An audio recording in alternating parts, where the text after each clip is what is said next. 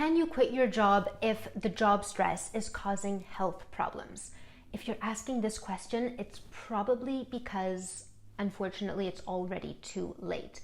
As in, you're probably already experiencing some kind of health issue, and for that, I'm really, really sorry. I'm really sorry that this video didn't make it to you sooner. If you're facing health problems related to work stress, then listen really closely because I'm going to share with you exactly what you need to do as soon as possible. Why am I talking about this? I've been doing career coaching for about 6 years now, and I have met a lot of people with very serious health issues due to their jobs. Depression, back pain that was so bad for one of my clients that she was in the hospital when she signed up with me, digestive issues, hair falling out, migraines, premature wrinkles, burnout so bad that it takes years to get back to work, and obviously there's a lot of lost income associated with that. Heart attacks, a lot of people having heart attacks, and in one case I had a colleague who even died from a heart attack, and the heart attack was most likely caused by work-related stress. You know, for a lot of these issues, people like to turn a blind eye and they say, well, it would have happened anyway, you know. But a lot of times the link is very clear, and the doctors even say, hey, you need to be less stressed at work. If you don't get less stressed with your job, you're gonna die. And I have seen people die. So it's not an exaggeration, and work-related health issues are something we need to start taking more seriously. Of course, everyone is going to say, oh, no job is worth dying over. No job is worth getting sick over. Everyone can agree on that. But who is going to stop you before you get to that point? Once you reach that point, everyone can agree that you should get out of the job.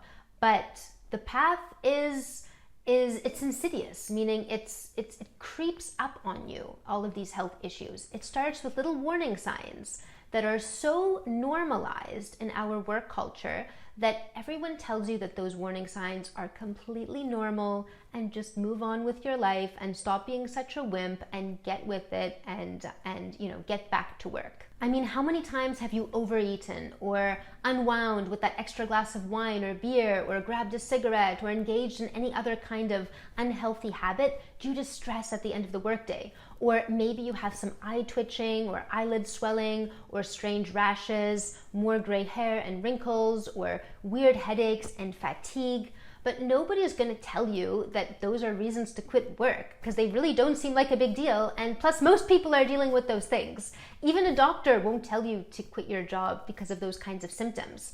But the question is, why would you wait for it to become a big deal? Why would you want to wait until you reach your breaking point? If you don't know what your breaking point is, why would you want to find out? Instead, let's talk about some urgent next steps.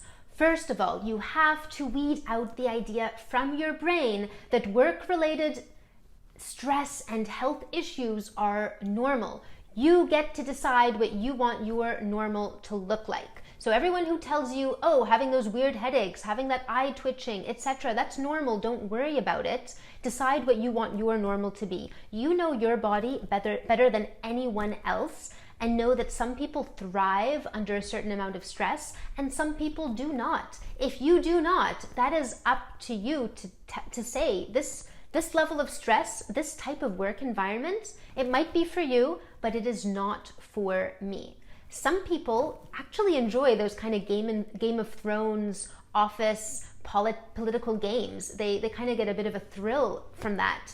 But maybe you don't. Maybe for you that's just completely toxic, and you don't want to deal with that anymore, and it's making you sick. Second of all, recognize that the longer you wait, hoping things will improve, the worse your physical or mental issues are going to get.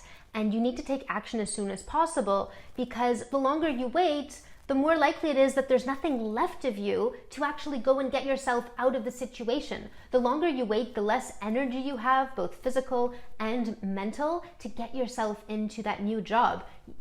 Getting into that new job, I mean, it's so much easier when you are your best self. So if you allow the job that you're in right now to bring you down and make you a worse and worse, not worse and worse person, but worsen your health, worsen your energy, worsen everything about you and how you're able to show up, it just makes it that much harder to take action and get yourself out of there. So a lot of people think resilience is to sit put and deal with something for as long as possible, but resilience is actually knowing when it's time to move on and doing it as fast as possible, because that's when you're still you still have your energy, you still have something left of you to be able to get yourself into that next position. What I'm saying is you need to practice prevention by taking care of your mind and body and getting out of that toxic job as soon as you realize that's what it is.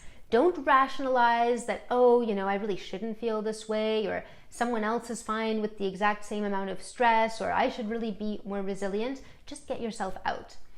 Next, check if you're entitled to sick leave, and if you are, please do not be afraid to ask for it. That is why it's there. Don't wait to ask for sick leave for when you're super, super, super sick.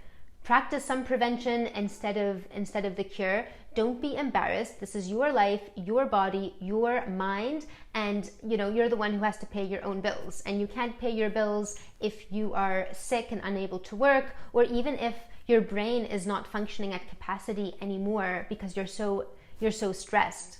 Whether or not you are able to go on sick leave, it's time to find a new job. So write out exactly what it is that's making your current job or your last job stressful. Did you have a toxic boss?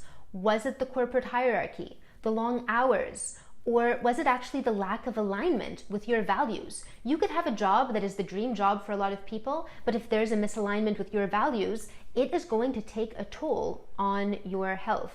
Pinpoint those key factors and get yourself into a new environment that suits the way that you work better.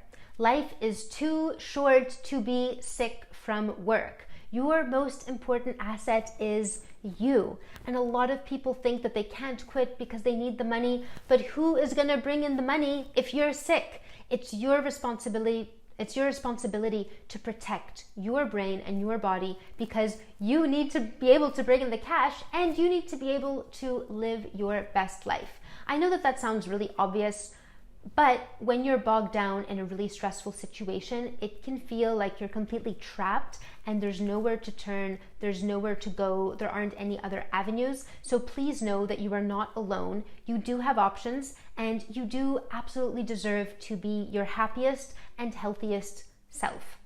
Are you in a stressful job? Are you trying to get out? Let me know in the comments. Let's share our situations, and it'll help everyone to feel that they're not alone. I've seen this happen so often, and I know that it's really, really common, but it doesn't mean that you need to make being sick, whether that's mentally sick or physically sick, it doesn't need to be your new normal.